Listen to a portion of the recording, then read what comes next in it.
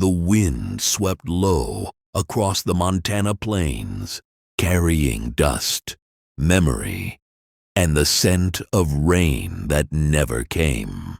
The sun, bruised and heavy, dipped behind the ridgeline, painting the sky in shades of ember and sorrow. The ranch, known as Hollow Creek, sat quiet, too quiet for a land that once echoed with laughter, horses, and hope.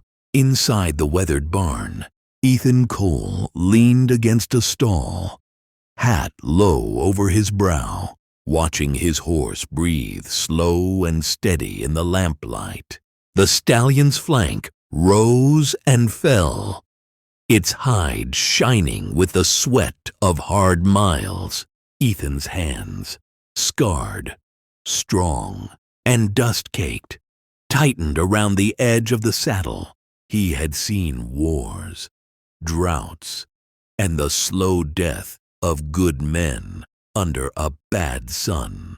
But he had never faced what waited for him now. A woman who carried more shadows in her eyes than the night itself. Her name was Clara Vale. She'd come to Hollow Creek in silence, stepping off a wagon one rainless afternoon when the horizon burned orange and the air smelled of thunder. The locals said she was trouble. Some said she'd buried her last husband herself. Others whispered that she'd been running from something or someone for years. But Ethan didn't care much for gossip. He'd hired her anyway, not as a ranch hand, not as a servant, but as something else. A reason to feel alive again. His late wife's grave sat behind the cottonwoods, overgrown and lonely, and for 5 years, Ethan had spoken to no one but ghosts. Then Clara arrived, her hands trembling but her chin held high, and something inside him stirred awake. That night, the lantern flickered low as Clara stood by the doorway, her blue dress dirtied by travel, her hair tangled like wild wheat in the wind. "You'll regret choosing me," she whispered, her voice thin but certain. Ethan looked up from the horse and saw the tears she tried to hide. "I already regret waiting this long," he said simply, his voice rough as gravel, his eyes burning like coals. She blinked at him, unsure if he was serious or a fool.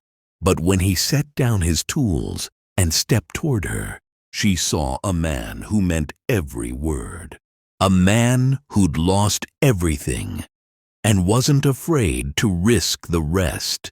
They worked the ranch together in silence for weeks. The days bled into one another. Sunrise, sweat, sunset, repeat. Clara moved like someone used to pain. She never flinched when the cattle kicked dust into her face or when the storms rolled in, low and mean. But sometimes Ethan caught her staring toward the horizon, as if expecting someone or something to come riding over it. She didn't smile much, but when she did, it was like the first light after a long winter. The men in town noticed her too. They'd tip their hats, whisper to each other, then laugh when she passed. One night, at the Rusty Spur Saloon, Sheriff Darden leaned over to Ethan and said, "You got yourself a fine woman there." Cool. But I'd watch my back. "Folks say a man died for her once." Ethan didn't flinch. He took a slow sip of whiskey and said, "Then he died knowing what living felt like. But secrets don't stay buried long in a town like Hollow Creek." A letter came one morning, its edges burned and the ink smudged. Clara found it on the porch, her name scrawled across it in a hand she knew too well. She read it once, twice, then folded it tight and hid it beneath her apron. Her fingers trembled, and her breath came uneven. That night, she sat by the fire and said, "Ethan, if I told you I wasn't who you think I am, would you still look at me the same?" He didn't answer right away. He reached over, took her hand, and said, "I don't care who you were. I care who you are now." Her tears caught in the firelight. "Then you're a fool," she whispered. He smiled. "Maybe. But you're the first thing worth being a fool for." The next day brought thunder, not from the sky, but from the hooves of 3 riders who came tearing into town. Dust swirled around them like ghosts, and their eyes were hard as steel. They asked for Clara by name. The sheriff didn't answer. But word spread faster than a prairie fire. By noon, they rode toward Hollow Creek. Clara knew before anyone told her. She'd been waiting for it.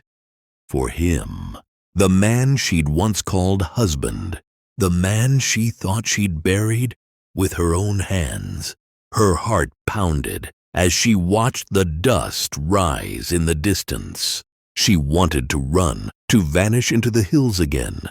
But when she turned, Ethan was standing there, hand on his revolver, eyes steady as the mountains behind him.